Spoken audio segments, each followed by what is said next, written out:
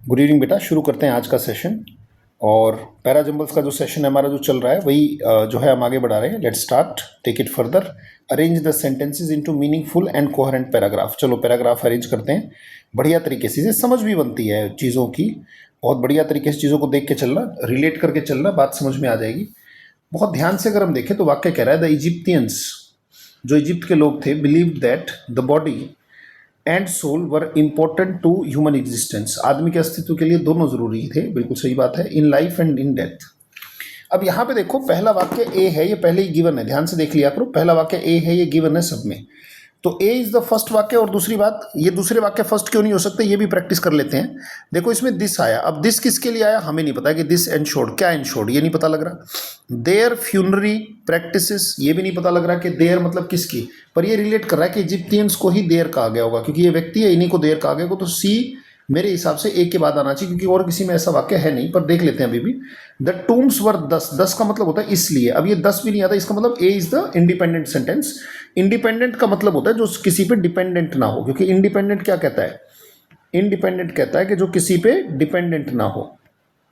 तो इंडिपेंडेंट मतलब दूसरे वाक्य से जुड़ा हुआ ना हो। जैसे ये डिपेंडेंट हो गया, दिस आने से, दिस एंश्योर्ड, क्या एंश्योर्ड ये नहीं पता लगा। देयर किसको कह रहा है ये पता नहीं लग रहा है, ये डिपेंडेंट है। दस आने से, इसलिए फील्ड, तो इंडिपेंडेंट वाक्य ए है, तो A would be the first sentence, पर इससे क्लू नहीं मिल रहा है। अब हमें देखना कि इसके बाद क्या आया, कि भाई इन्होंने ठीक है, इन्होंने कहा। अब देखो ध्यान से, दिस एंश्योर्ड सोल्स रिटर्न। अब उनका मानना थोड़ी एंश्योर कर देगा कि भाई डिजीज अगर लिव हैप्पीली एवर आफ्टर वाली बात है, क्या है हैप्पीली एवर आफ्टर। और ये देखो अगला, देखो यहाँ पे अगर वाक्य देखो ए के बाद सी में देखो, देयर फ्यूनरी प्रैक्टिस, किसकी, उन्होंने ऐसा विश्वास किया कि भाई ह्यूमन एग्जिस्टेंस के लिए लाइफ और डेथ में बॉडी और सोल का होना जरूरी है। तो यहाँ पे अगर हम देखें, this funerary practice, their funerary practice, जो उनकी जो है अंत्येष्टि की जो प्रक्रियाएं थी, सच एज ममीफिकेशन, मम्मी बनाते थे, एंड बरियल इन टूम्स, मतलब जो कब्र बनाकर उसे बरी कर देते थे, were designed to assist the diseased find their way after world, मतलब इस दुनिया के बाद जो है उन्हें इस तरीके से डिजाइन करता था कि उन्हें कोई दिक्कत ना हो उसमें। और इसके लिए ध्यान से देखो वो क्या करते थे बेटा, इस बात को समझना कि वो क्या करते थे इस चीज के लिए।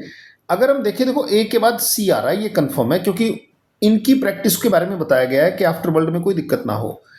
तो उसके बाद क्या करते थे कि दिक्कत ना हो भाई, उसके बाद दिक्कत वो उनको किसी प्रकार की ना हो, उसके लिए कुछ ऐसा करते थे कि भाई ए के बाद सी आ गया। देखो ए के बाद सी आने से एक और बात है, देखो ये क्लियर हो जाता है कि ए के बाद सी आएगा। पर हम अगर आगे और भी देखें, द टूम्स वर फिल्ड, ये भी देख सकते हो कि सी के बाद क्या आएगा, द टूम वर दस फील्ड, उन्हें कोई दिक्कत ना हो। देखो असिस्ट करने के लिए, उनको सहायता करने के लिए, यहाँ पे उन्हें हेल्प दी जा रही है बेटा, उनकी सहायता की जा रही है। उनकी सहायता करने के लिए क्या किया जाता था, इसलिए असिस्ट करने के लिए खाना भरा जाता था। अब देखो एक और मिल रहा है कि ए इज द फर्स्ट वाक्य, ए फर्स्ट है, सी के बाद डी आना चाहिए, और सी के बाद डी या तो इसमें है या फिर इसमें है, और डी लास्ट वाक्य नहीं है। बड़े ध्यान से देखना बेटा, वाक्य रीजनिंग करने से, तर्क लगाने से बात बनती है। इसलिए असिस्ट करने के लिए क्या किया जाता था, उनको भरा जाता था भाई, उसमें फूड, टूल्स, डोमेस्टिक वेयर्स, बर्तन वगैरह, और खजाने भरे जाते थे उसमें, मतलब बहुत सारे खजाने वजाने भर दो। All the necessities of life, जिंदगी की सारी चीज़ों को भर दिया जाता था टूम के अंदर ही, कब्र के अंदर ही भर दिया जाता था। बड़ी मतलब देखो गजब की सोच है, वो ये सोचते थे कि भाई मरने के बाद भी उन्हें मतलब औजार चाहिए, खाना चाहिए, और घर के बर्तन चाहिए, और खजाने चाहिए, मतलब फिर भी उन्हें बड़े नेकलेस वगैरह चाहिए, ठीक है। तो अब देखो ध्यान से, उसके बाद दिस एंश्योर्ड, क्या एंश्योर्ड बेटा, ये जो वो करते थे, क्या करते थे, ये भर दिया, वो भर दिया। This ensured souls return to the body that the disease would live happily ever after, यानी कि जब उनको खजाने दे दिए, बर्तन दे दिए, औजार दे दिए, खाना दे दिया, तो ये इसलिए दिस एंश्योर्ड का मतलब जब ये काम कर दिया, इसका मतलब डी के बाद बी आएगा। और अगर आप डी के बाद बी देखोगे तो डी के बाद बी सिर्फ इसी में है, तो ये आंसर हमारा ए होगा इसका। तो हमारा आंसर बन जाएगा ए सी डी बी, ये हमारा आंसर बनता है ए सी डी बी। पढ़ के देख लोगे तो पूरा वाक्य सेट हो जाएगा। अगले वाक्य की तरफ चलते हैं। डिस्कशन से ही चीजें सुधरेंगी बेटा, दिमाग हमारा खुलेगा डिस्कशन से। क्वेश्चन नंबर 2 आपके सामने आ गया, ये कहता है क्वेश्चन नंबर 2 क्या कहता है, sentences of the paragraph are given below, ठीक है। फर्स्ट सेंटेंस इन्होंने दे रखा है और लास्ट दे रखा है, हमें बीच वाले ढूंढने। इन्होंने फर्स्ट कह रखा है क्या, a vacation is looked forward to, ऐसा माना जाता है, अ टाइम टू रिलैक्स। पहला वाक्य हो गया जी, अच्छा पहला वाक्य हो गया ये, ठीक है। अब देखो लास्ट वाक्य कहता है I fell off the bed and fractured my foot. बड़े ध्यान से अगर देखो ना बेटा, मैंने अगर इस वाक्य को पढ़ा यहाँ पे देखो ये रिलैक्स कब माना जाता था, but destiny had other plans for me, destiny के लिए मेरे अदर प्लान्स थे, दूसरे प्लान्स थे। मैंने क्या किया, देखो ये लास्ट इससे रिलेट करेगा छठे से, ध्यान से देखो तो कहीं से भी पकड़ लो।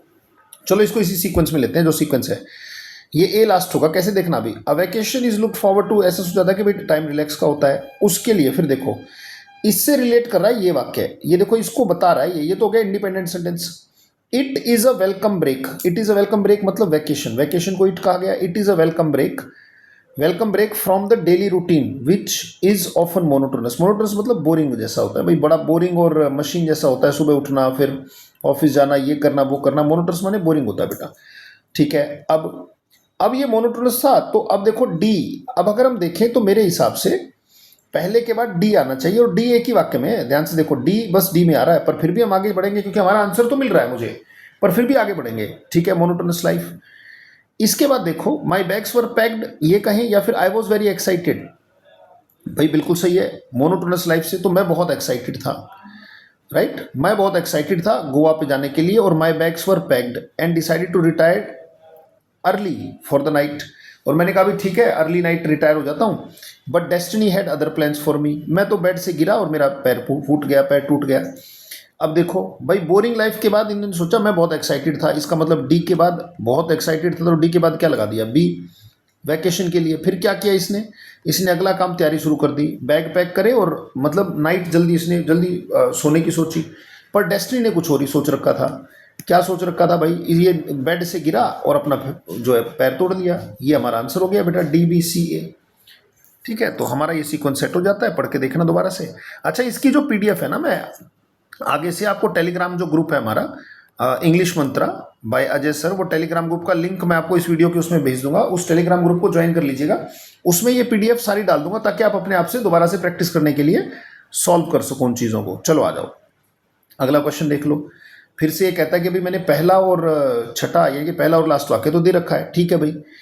अब देखो बड़ा गजब का वाक्य है ये कहता है during the colonial rule in India Robert Bruce was the first who noticed tea plants growing near Rangpur in 1823। 1823 में रॉबर्ट ब्रूस ने पहली बार देखा कि यार टी प्लांट ग्रो कर रहे हैं यहाँ पे।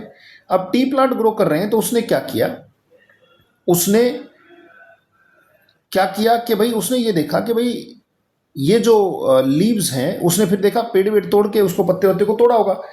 फिर उसके बाद the leaves of the plant were examined, भाई उसने देखा कि यहाँ तो यार टी प्लांट है इंडिया में रंगपुर के पास। उसके बाद उसने उन प्लांट्स को क्या किया, देखो एग्जामिनेशन के लिए भेज दिया।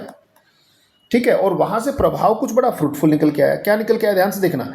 एग्जामिन किया तो एग्जामिन में ये निकल के आया, ध्यान से देखो, सी के बाद ए आ रहा है, सी के बाद ए आएगा और सी के बाद ए सिर्फ एक में है, ये रहा सी के बाद ए आ रहा है।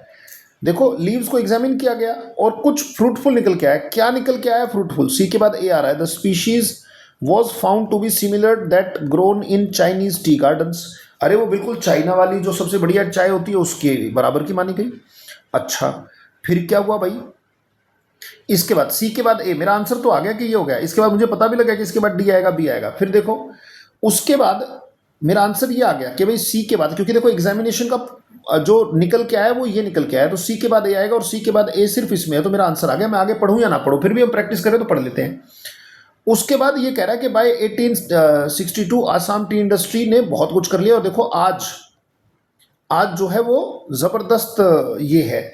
अब एक बात बताओ, आज हो गया मतलब लास्ट, फिर इसने ग्रोथ करी, पर ग्रोथ तो बाद में करेगा, पहले फर्स्ट आदमी ये था ना, mister Maniram Dewan was the first Indian tea planter who established the commercial plantation that we know today Assam tea, Assam चाय के रूप में जो जानते हैं वो मनीराम दीवान थे जिन्होंने स्टार्ट करी थी भाई। और 1862, B would be the last वाक्य, देखो B would be the last वाक्य, 1862 तक आते आते असम इंडस्ट्री जो है वो 160 गार्डन्स, सॉरी 160 गार्डन्स हो गए उसमें। और आज देखो क्या है, ये लास्ट वाला वाक्य होगा, आज क्या है, ये लास्ट है, today the region has grown to become one of the world's largest tea production belts. आज इतना जबरदस्त हो गया, तो आंसर हमारा सी होगा। इसका पीडीएफ मैं भेज दूंगा बेटा आपको, ग्रुप में देख लेना। ठीक है, बहुत बहुत धन्यवाद, थैंक यू, थैंक्स लॉट। ऐसे ही धीरे धीरे बढ़ते रहो, प्रैक्टिस करते रहो, चीज़ें हो जाएंगी, कोई बड़ी बात नहीं होती, चीज़ें प्रैक्टिस पे बस लगातार लगे रहना। बहुत बहुत धन्यवाद, थैंक यू, थैंक्स लॉट।